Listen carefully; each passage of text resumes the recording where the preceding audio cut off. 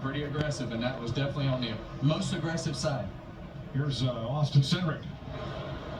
Forward, just remember the flag will live come to the center. He will not strike teammates. 3/4 behind him. Now it gets serious. Ford versus Chevrolet at the front. 10 to go. Well, I can tell you this 2-car is always at the front of these super speedways at the ending of these things. And he's been in some wrecks, maybe even caused a couple of them.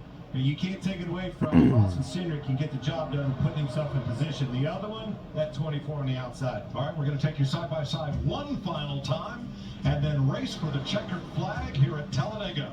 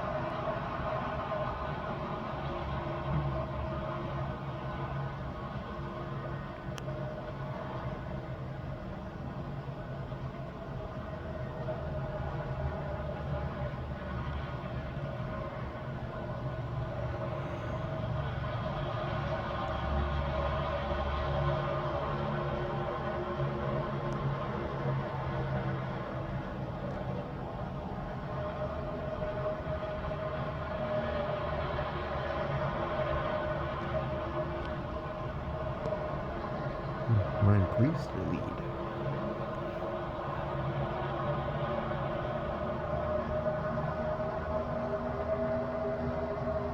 Imagine Preece flips again. Oh my god. Preece flipping again would be wild.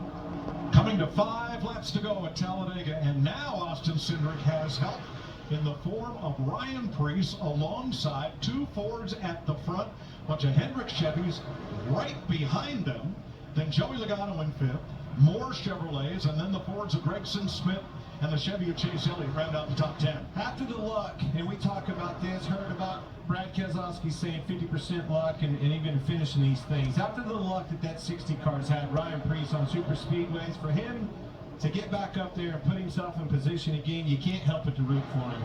He has been beaten battered on these racetracks. On the inside, Ford in front of Chevrolet. On the outside, Ford in front of Chevrolet.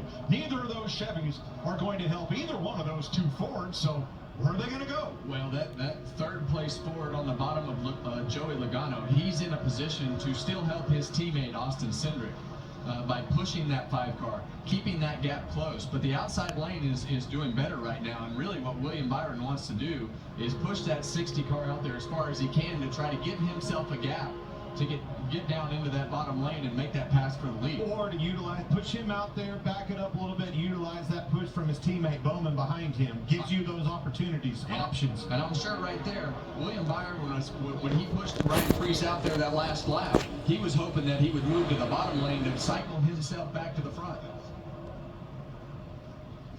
Josh? Well, far from a smooth race for William Byron. He had steering issues in stage 1 and 2. They went under the hood during the break in stage number 2 to address it. Got it much better, and here he is running second in that top line. Remember, 4 straight top 10s here at Talladega for William Byron, the longest after streak, but he wants that win, guys.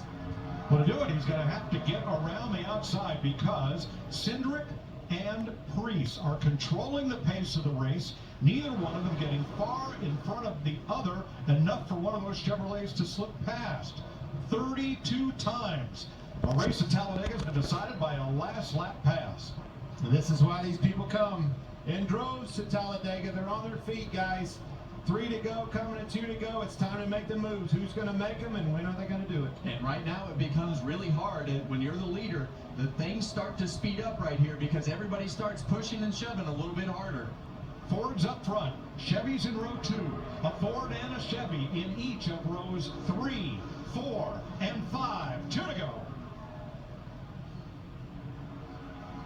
We have seen these front 2 cars take each other out before. It's going to be blocks, it's going to be pushing, side drafting, all the things in between. And it's because of the energy, the help behind them. And by the time you get to the trial on the last lap, you have no friends. It's every man for himself. He's got a little Well, and the big problem comes over these bumps going into turn 3 as these guys get super aggressive on this last lap. That's where a lot of the problems happen, when the cars start to bounce up and down and they're trying to push. All right, Cindric eases it so Preece can pull alongside. That keeps the Chevrolets at bay. They're still too wide. Watch but William for Byron. how long as they come to the trioval and face the white flag? Yeah, and you see Kyle Larson down there on the bottom of the racetrack doing everything that he can do to get a side draft off of that 60 car Ryan Preece to pull him back. You want to go now. If that caution comes out, the race is over. Zane Smith spit out. Ty Dillon is out. Here comes Hocevar. And that'll affect the whole row up on the top. Off turn 2 for the final time. Still 2 Fords in front of 2 Chevys. In front of a Chevy and a Ford. 2 rows Come on, back. Preece. There's the That'd be bump. awesome if Preece wins. Trying to get that number 2 out of the way so he can make a move.